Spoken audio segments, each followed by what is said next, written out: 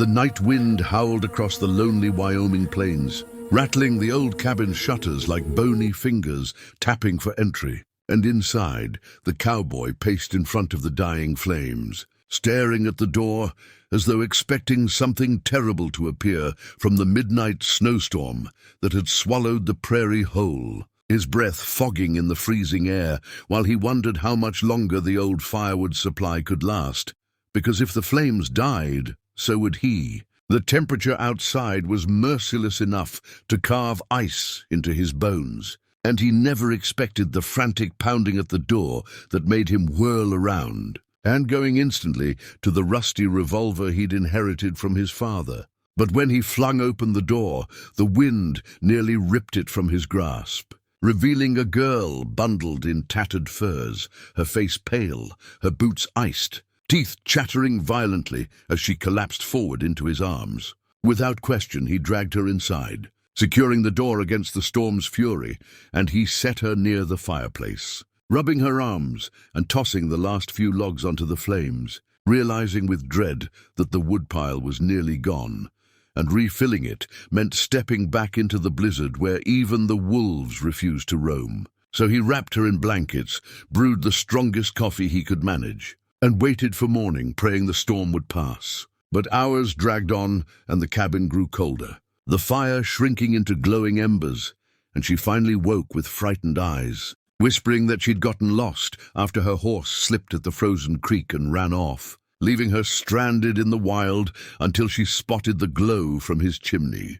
And though he tried to reassure her, a brutal gust of wind blew through the crooked frame of the cabin, snuffing the fire dramatically, plunging them into darkness so thick it felt alive. They scrambled to relight it, but the matches were damp, and panic began to rise like floodwater, because without heat, the cold would seep into their flesh and stop their hearts before sunrise. And she turned to him with a voice trembling not only from fear but urgency, saying the words he'd never imagined anyone would offer: "Share my bed, or freeze," pointing to the only mattress in the corner, covered in thick quilts that trapped precious warmth. Her logic unbreakable.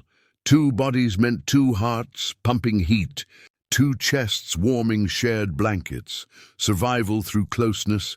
But he hesitated, flustered, cheeks burning, insisting he could take the floor, yet she shook her head fiercely, saying he'd freeze quicker down there, and she wouldn't let anyone die because of stubborn cowboy pride. Awkward silence stretched between them. Snow moaned against the roof like ghosts, and he finally agreed, lying on opposite sides of the bed at first, like 2 statues carved from shame and nervousness, though cold crept under their skin like icy needles until she scooted closer, shivering uncontrollably, whispering that it was okay, because warmth mattered more than distance, and soon their shoulders touched beneath the quilts, sharing breath, heartbeat, and fragile life. And he found himself telling stories about cattle drives, dust storms, and the loneliness of ranch life, while she confessed she'd been traveling to start a new life after losing everything to a greedy landlord. The firelight from a single candle carving gentle shadows on their faces.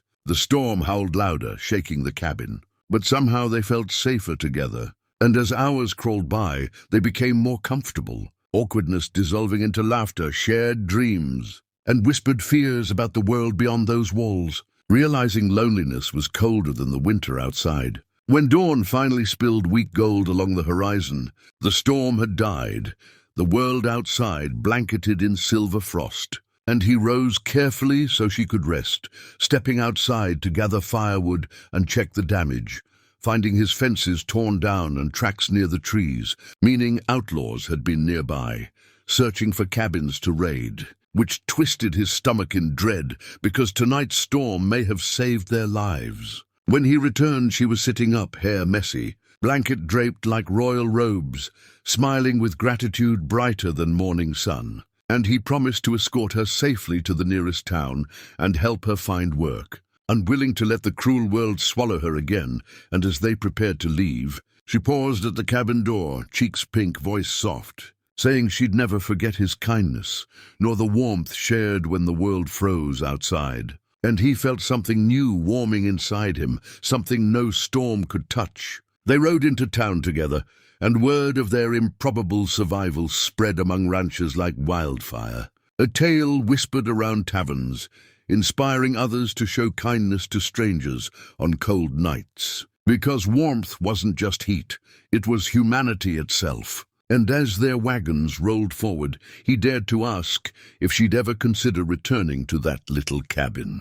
Maybe not because she was forced by the cold, but because sometimes life's storms reveal exactly who we need beside us, she answered with a hopeful smile. And though the journey ahead was uncertain, they rode as partners, laughter trailing behind them like smoke from a growing flame. And whoever hears this story should remember one thing: in a world ready to freeze hearts solid, kindness is the fire that keeps us alive. So if you enjoyed this tale of warmth, courage, and unexpected companionship, don't forget to subscribe to the channel for more powerful stories where humanity wins against the storm.